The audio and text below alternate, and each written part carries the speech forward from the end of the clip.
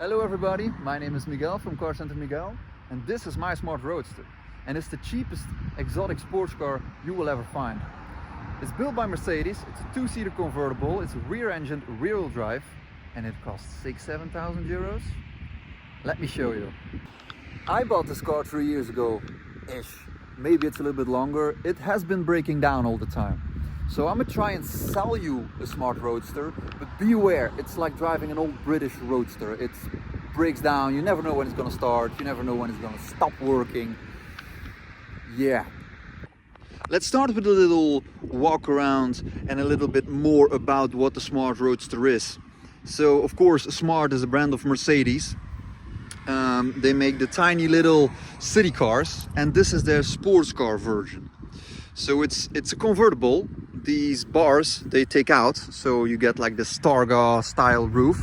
It is a soft top that's electrically operated, and it's a very revolutionary car from this era. So they introduced them in 2002, if I'm not mistaken. This is a 2004, I think. Yeah, they only made them until 2005, and they made about 45 or 44,000 examples. So they're quite rare, and well, they stopped making them so soon because they were so unreliable, and that's the big thing with this car. I love it to bits when it works. It just doesn't work all that often. Stats and figures, let's go. This car has a 0.8 liter engine with a turbo. The turbo does. It weighs around 800 kilos. So power to weight, while it's decent, it's 82 horsepower. But it's a lot of fun whilst you do it. It has a manually automatically operated gearbox, which is like known to be the big issue with these cars that people don't like. And you need to get used to it, but when you get used to it, it's okay. You can make it a lot of fun. So let's talk a bit more about the design. It is very special. So this is a top of the line example. You also have the Brabus version. That's not what this is, but this is the highest power version of the normal model, and it has all the upgrades, so interior stuff, technology stuff. And for example, it has 3-spoke wheels from factory, which is awesome. It has the dual tone, so black on silver, and I'm not the biggest fan of black cars, but I do think it works on this car. I would like to paint the plasticky stuff like the same black as the paint, but I mean the exterior color. But overall I like it. You really have these big flares in the back. You have these real exotic looking arches in the front. I know it doesn't look like an Alfa Romeo 4C, but it looks like spider headlights. Just a tiny little bit, let's be honest. So this is the normal version, by the way. You also have a coupe, and then you have like a coupe on the back, and it has a bigger trunk. I think in the normal version, this looks better. When you go for a Brabus version, the coupe looks better. Would I consider it a beautiful car? No, but I like the way it looks because it's special. And everything is so lightweight. Like these doors, they're made of plastic, but they weigh like 5 kilos, if it's that much. And then look at the seats. So you sit very low. You see, you're pretty much with your bum on the ground, like a Lotus feeling. Let's move a little bit on the inside now. This one has power steering, it has air conditioning, heated seats, it has cruise control, it has the fancy onboard info system. So in that screen right there, you can see your exact RPM, how fast you're going, how much fuel you got left, your average speed, your average fuel consumption. It's a very economical car, by the way, because of its tiny little engine. The seats are very comfortable and they look great. These are the leather seats as an option, of course. And look at the cabin. So this one has the flappy pedals. Well, that was really weird. Which makes driving it way better. You got boost and temp on top.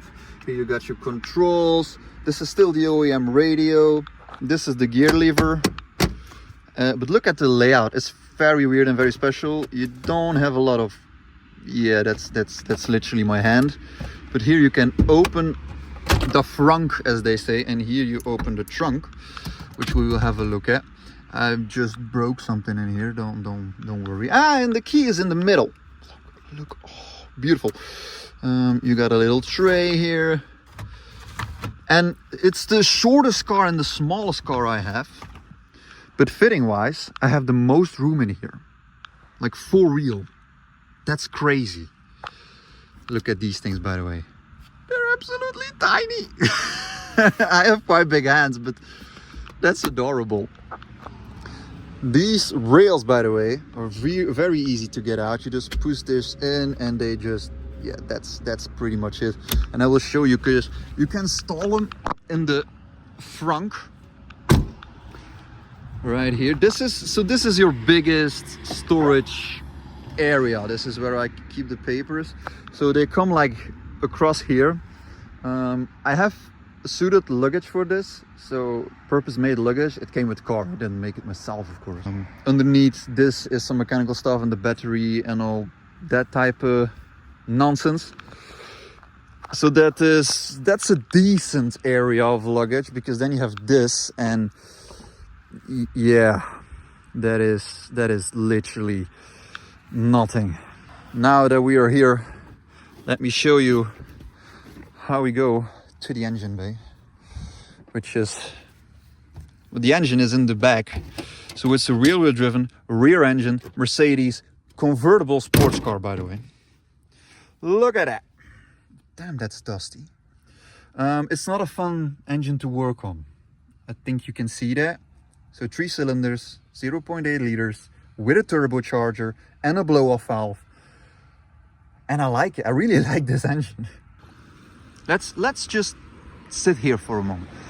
Really, look at the design of the cars. Let the wheels come a bit further out, a bit lower, maybe in like a fancy color. That's exotic. That really does look exotic. And it's like 5, 6, 7,000 euros.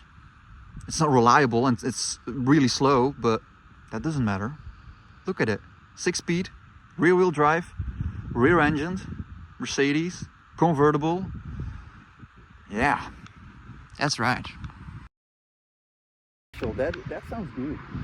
What is that? Ooh, that's an RS3. Yeah, nice. And the turbo does. That's why I'm keeping it.